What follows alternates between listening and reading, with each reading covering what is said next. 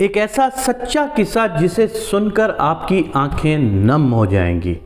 ہم 1988 میں جب 9ویں کلاس میں پڑھتے تھے، اس وقت سکول یونیفارم میں کیمل شلوار قمیض اور سفید جوتے ہوتے تھے۔ ہیڈ ماسٹر صاحب یونیفارم کے معاملے میں بہت سختی سے پیش آتے تھے، اس لیے تمام طلبہ یونیفارم پہن کر آتے تھے سوائے 2-1 کے جو غریب ہوتے تھے۔ ایک دن صبح کی اسمبلی کے دوران میٹرک کے طالب علم عامر بغیر یونیفارم کے اسمبلی کی قطار میں کھڑا تھا۔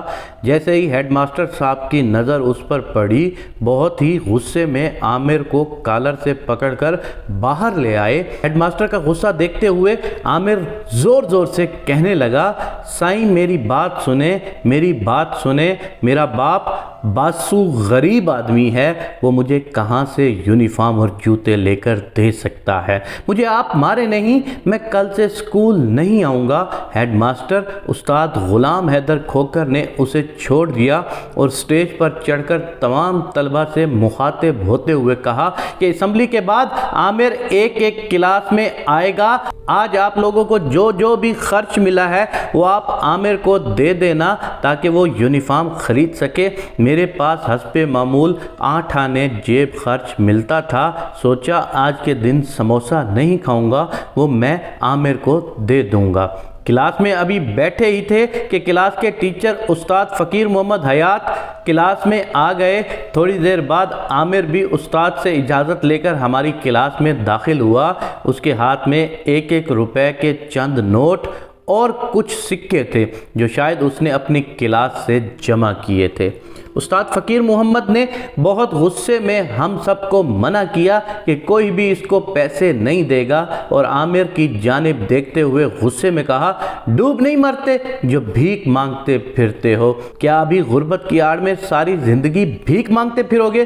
واپس اپنی کلاس میں جاؤ اور جن سے پیسے لیے ہیں ان کو واپس کر کے آؤ، میں تمہیں یونیفارم لے کر دوں گا۔ عامر استاد کے کہنے پر واپس اپنی کلاس میں گیا اور سب کو ان کے پیسے واپس کر کے آ گیا۔ استاد فقیر محمد نے پوچھا کہ شام کے وقت کون سا کام کر سکتے ہو؟ عامر نے جواب دیا کہ میرا باپ موچی ہے، میں بوٹ پالش کرنا اور جوتوں کی مرمت کرنے کا کام کر سکتا ہوں، مگر میرے پاس سامان خریدنے کے لیے پیسوں کی ضرورت ہے۔ استاد نے پوچھا کتنے پیسے لگتے ہیں؟ اس نے کہا 1 لکڑی کی پیٹی اور چند برش پالش سب کو ملا کر کوئی 150 روپے میں سب سامان آ جائے گا۔ استاد نے اپنی جیب میں ہاتھ ڈالا اور 150 روپے گن کر دیے اور کہا کہ یہ ادھار ہے، تم مجھے روز کے حساب سے ہر ہفتے 7 روپے واپس کرنا۔ اس کے بعد مجھ سے کاپی مانگی اور اس کے 3 کورے صفحات پھاڑ کر نکال لیے اور ان پر کچھ لکھنے لگے۔ تینوں چٹھیاں عامر کو دیتے ہوئے کہا، ایک چٹھی رشید پنجابی کو دینا، وہ تمہیں کپڑے لے دے گا اور تمہیں 1 روپے روزانہ کے حساب سے اس کا قرض واپس کرنا ہے۔ دوسری چٹھی خالق منگی کو دینا، وہ تجھے بوٹ دے گا، اسے بھی 1 روپے کے حساب سے قرضہ واپس کر دینا۔ یہ تیسری چٹھی یوسف درزی کو دینا، وہ تمہیں یونیفارم سی کر دے گا، اسے بھی 1 روپے روزانہ کے حساب سے دینے ہیں۔ 4 روپے قرضہ اتارنے کے لیے تمہیں ہر صورت میں اتنا کمانا پڑے گا تاکہ تم قرضہ چکا سکو، اس کے بعد تمہیں اپنی محنت کے ذریعے آگے بڑھنا ہے۔ ایک بار بھیک مانگنے کی عادت پڑ گئی تو ساری زندگی بھیک مانگتے ہی گزرے گی تمہارے۔ عامر وعدہ کر کے چلا گیا۔ بعد میں استاد نے ہمیں کہا کہ آپ لوگ اپنے جوتوں کی مرمت اور بوٹ پالش ہمیشہ عامر سے کروایا کریں۔ وقت تیزی سے گزر گیا، 12 سال پلک جھپکتے گزر گئے۔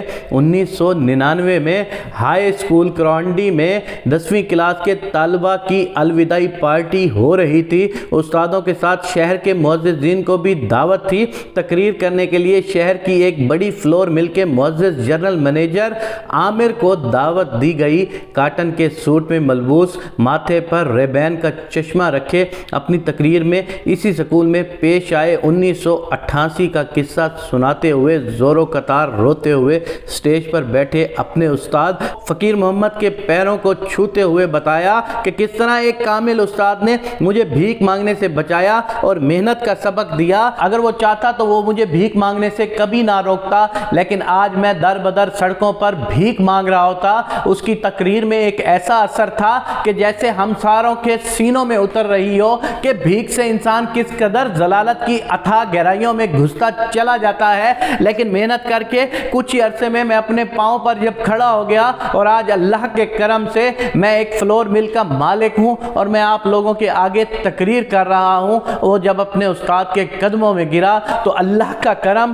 اور استاد کی محنت کا ساری دنیا کو پتہ چل گیا۔ اللہ سے دعا ہے کہ ہم بھی ہمیشہ محنت کرنے والوں میں شامل ہوں اور ہمیں بھی ہمیشہ اسی طرح محنت کا صلہ ملتا رہے۔ اگر آپ لوگ دعا کرنا چاہتے ہیں کہ آپ کے بچے پڑھ لکھ کر کو بڑے آدمی بنے تو ان میں آج محنت کا جذبہ ڈالیں، نہ کہ ماں باپ کے پیسوں پر عیاشی کا جذبہ۔